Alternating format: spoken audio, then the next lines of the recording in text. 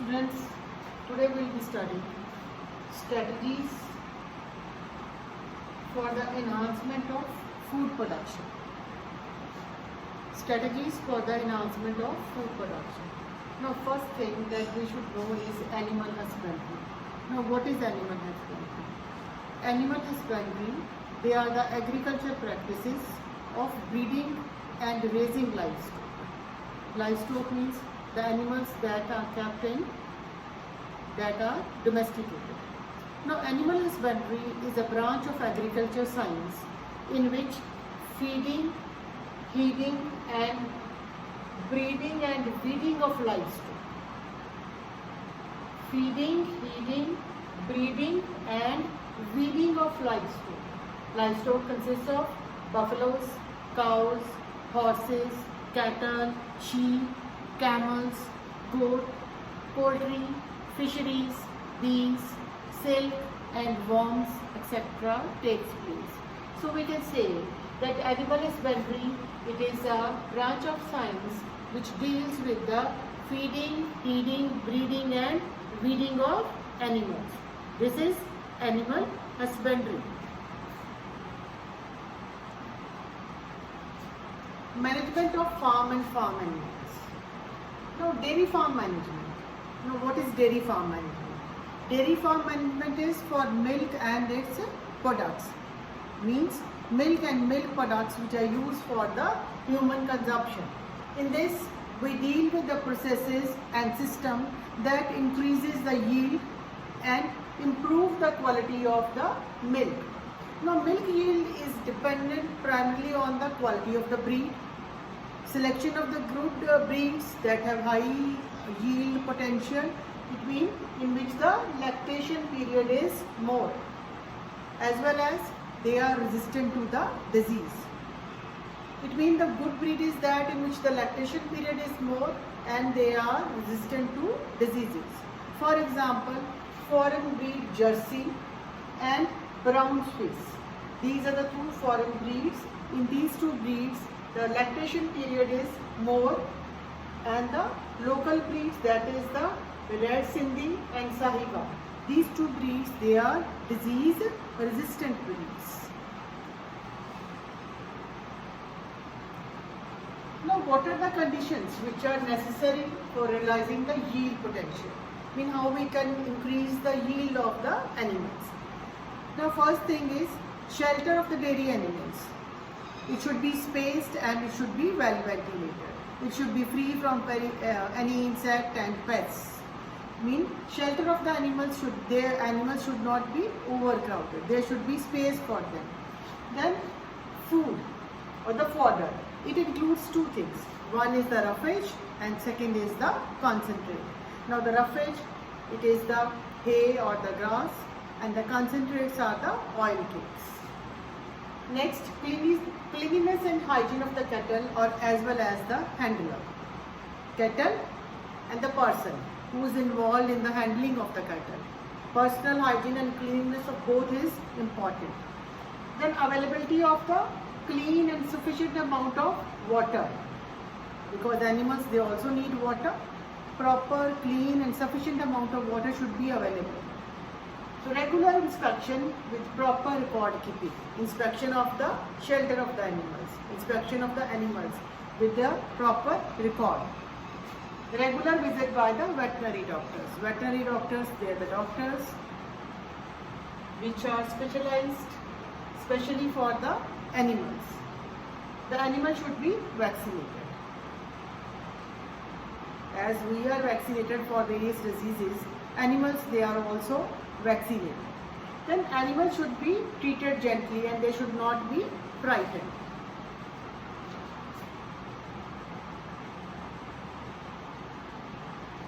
These are the improved breeds, Jersey and the Leghorn, improved breed of cattle and the chickens. Poultry farm management. Poultry is the class of the domesticated fowl birds which are used for the meat and the eggs. They typically include the chicken and ducks. Sometimes turkey and geese, they are also used. And what are the conditions which are necessary for the poultry farm management? The same conditions like selection of the disease-free and the suitable breeds, proper and safe poultry farm conditions, proper food and water, proper temperature conditions, proper health and hygiene, as they are also affected by the bird flu virus. You must have heard about this bird flu. Then protected from the diseases. How we can protect them from the diseases? We can protect them from the diseases by proper sanitation, by spraying of the disinfectant, and by vaccination. When we are taking these precautions, we can protect the animals, like proper sanitation, spraying of disinfectants, and the vaccination. Animal breeding. Now, what is animal breeding? Animal breeding, it is an important aspect of animal husbandry. What is the aim of animal breeding? It aims at increasing the yield of the animals and improving the desirable qualities of the breed. Now, I am using the word breed. Now, what is a breed?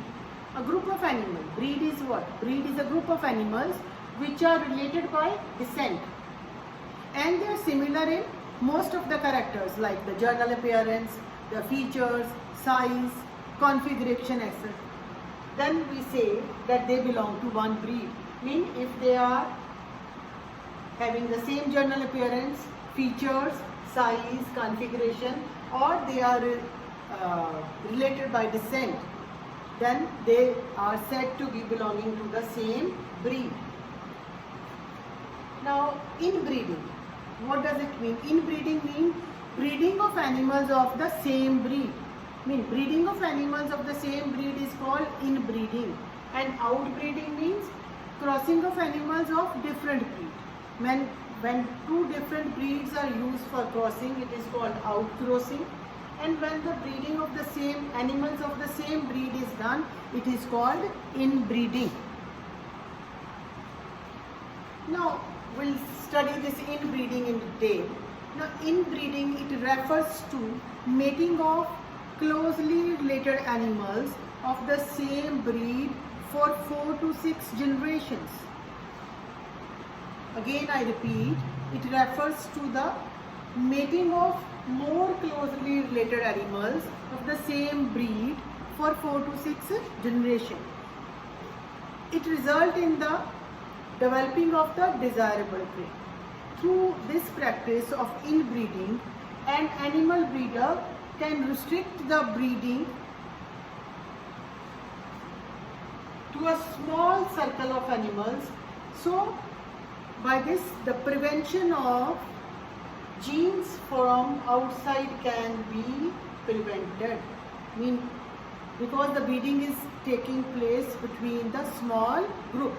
So, inbreeding combined with selection over a period of time, it results in the many desirable and valuable breeds of domesticated animals. Because breeding is done within a small group, and this is known as the inbreeding. Now, what does this inbreeding involve? First of all, because it is breeding between the members of the same breed. So, first of all, identification and mating of the superior males and superior females of the same breed in pairs. So, first of all, you have to identify the superior male and superior female within the same breed. Now, progeny obtained by these kind of mating, they are evaluated and they are assessed for the presence of the desirable characters. Again, from the progeny, the superior male and the females, they are identified. Here we are identifying the superior male and female from the progeny. Now, what does a superior cow or a superior buffalo mean? Superior cow or a buffalo mean which gives more milk per lactation. And superior bull is that which gives rise to a superior progeny as compared to the other breeds. So these are the characters that we keep, the breeders, they keep in mind while selecting the superior male and the superior female. And then this process is continued for 4 to 6 generations.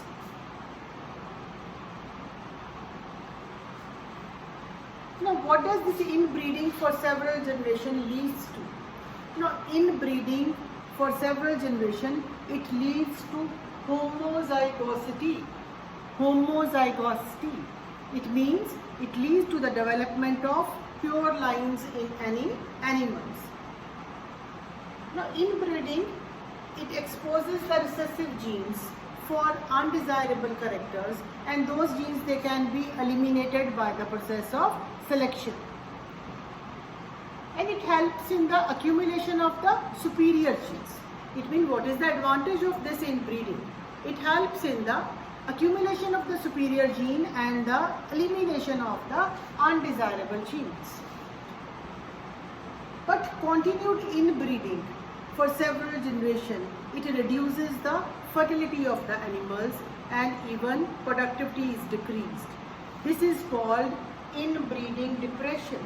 If you are asked what is the disadvantage of this inbreeding, so disadvantage of the inbreeding is inbreeding depression. So in inbreeding depression, what happens? There is reduction in the fertility of the animals and even the productivity, it also decreases. This is called inbreeding depression. Then next question is, how this inbreeding depression can be overcome? This inbreeding depression can be overcome by mating with unrelated superior animals of the same breed. So by this inbreeding depression, they can be overcome. It is the only method by which unusually good type of feature in the animals, they can be maintained. And this is the advantage of this inbreeding practice. Now next question, what is outbreeding? Outbreeding refers to mating of unrelated animals. These unrelated animals, they can be individual of the same breed, but they don't have common ancestor. Again, I am repeating. Outbreeding is mating of unrelated animals. Now, these unrelated animals can be of the same breed, but they don't have any common ancestor. Then it is called outcrossing. Outcrossing. Second, if the mating is between individual of the different breeds, mating between individuals of different breeds, then it is called crossbreeding. And third is when mating is between individuals of different species, it is called interspecific hybridization. So I am summing up that outbreeding can be of three types. One is outcrossing, when the mating is done between animals of the same breed but they don't have any common ancestor. And second, individuals mating between individuals of different breeds, then it is called crossbreeding. And third is mating between individuals of different species, when it is called interspecific hybridization. Outcrossing. In outcrossing, mating is between unrelated members of the same breed. Unrelated members of the same breed. It means the mating partner, they should not have any common ancestor on either side of their pedigree up to 4 to 6 generations. And by mating of such kind, it results in the production of offspring which are called the outcross. Outcross. It is usually preferred in animals which are having the poor productivity of milk or poor growth rate, or which are suffering from inbreeding depression. So we can say this is a method to overcome the inbreeding depression. Now, what are the benefits of outcrossing? The benefits of outcrossing is it increases the milk production of the cattle, it increases the growth rate in case of beef, and it enhances the production of wool and meat. So these are the benefits of the outcrossing. Now next is cross breeding. Now cross breeding, it is mating of individuals from entirely different breeds. That is why it is called cross breeding. It means in this method, breeding of superior male of one breed with the superior female of the another breed. It means as a result of this, the good characters of two different breeds are combined in a progeny. Now this hybrid progeny, it may be used directly for the commercial production, or it can be subjected to inbreeding and selection to get the new stable breeds. For example, a breed of sheep is our day, obtained in Punjab by crossing Bikaneri ewes and Merino rams. So, by crossing these Bikaneri ewes and Merino rams, a new breed of sheep is our day. It is obtained in Punjab. So this technique is known as the cross breeding.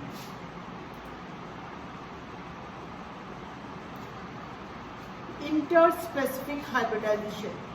It means in this the mating of two individuals, that is the male and female, from two different species is done, and it is called interspecific hybridization. For example, mule. Mule is obtained by crossing a female horse and a male donkey.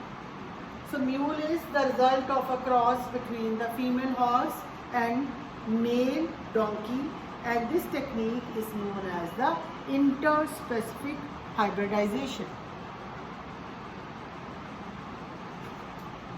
This is a picture of a mule which is produced as a result of interspecific hybridization.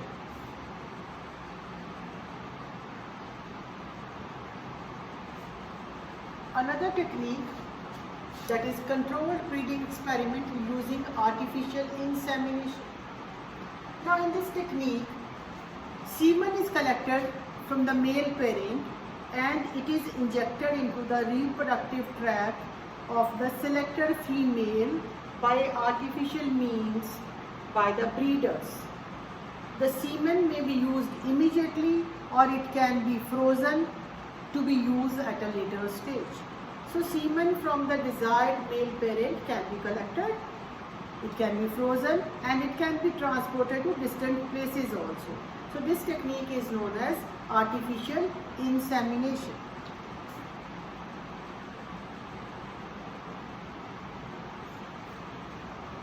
So students, you will be studying these different techniques: outcrossing,